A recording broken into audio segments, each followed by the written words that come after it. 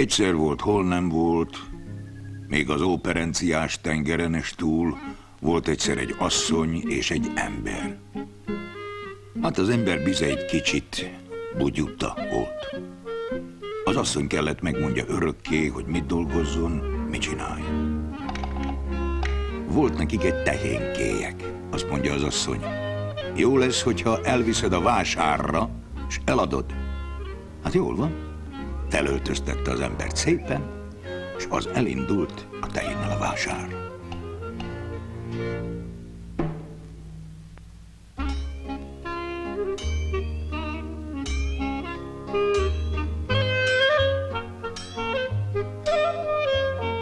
Ahogy megy meneget, meleg volt.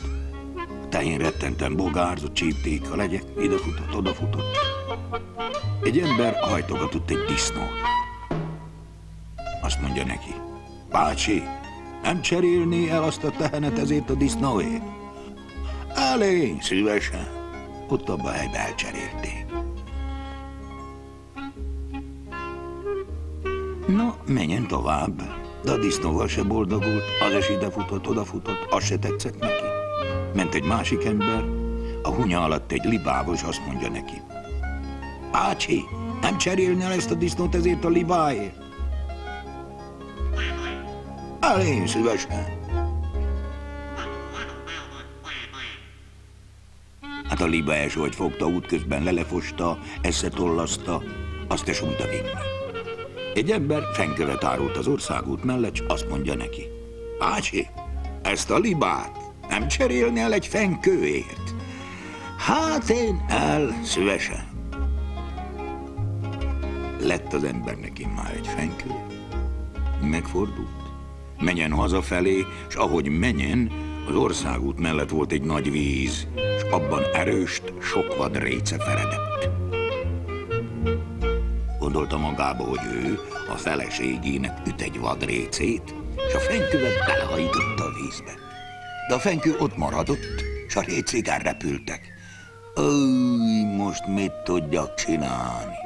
Se tehén, se disznó, se fenkő, semmi sincs. Levetkezett tiszta csóréra, és belement a vízbe, hogy megkeresse a fenykövet. Keresi itt, keresi ott, de nem találta sehol. Kijött a vízből, és amíg a fenykövet kereste, valaki ellopta a gúnyáját. Hát, mit tudjon csinálni csórén? Hát csak haza kell menni.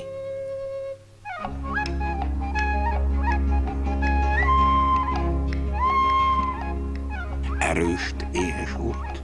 Vágott egy szelet kenyeret, és lement a pincébe, hogy kieresszen egy kicsi bort.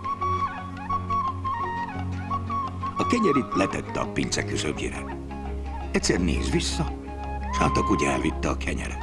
Kiragadta a hordóból a csapot, s utána hajította. A bor mindegy cseppig elfolyt. Hát, a sarokban volt egy liba, meg volt ültetve tojásokra. Azt mondja, gigá, mit mondasz? Megmondod a feleségemnek? Gigá, így csinálta úgy. Az ember megragadta a ludat, kitekerte a nyakát, s kihajította az udvarra. A borba beleszórt egy zsák lisztet, és egy zsák tollót, és abba belehengerőzött, és utána felült a tojásokra.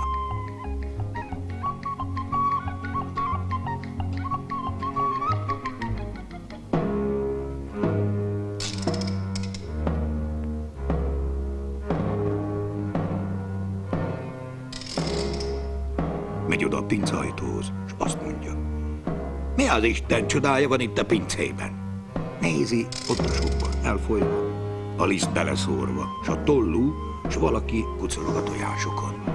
Miféle szörnyeteg ez? Szóljon akár kicsoda, mert ha nem, mindjárt belevágom a fejszét.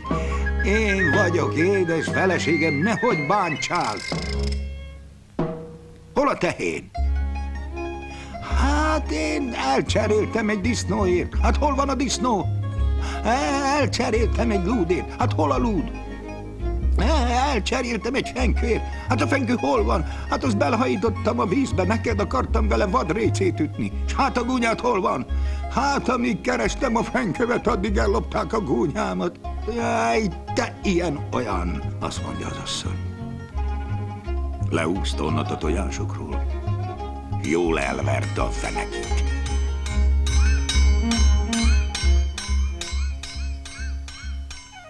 Többet nem küldte aztán sehova se. Otthon tartotta. Inkább ő ment el megcsinálni mindenfélét, hogy ne csináljon az ura többet ilyen károkat. No, hát ezen vége.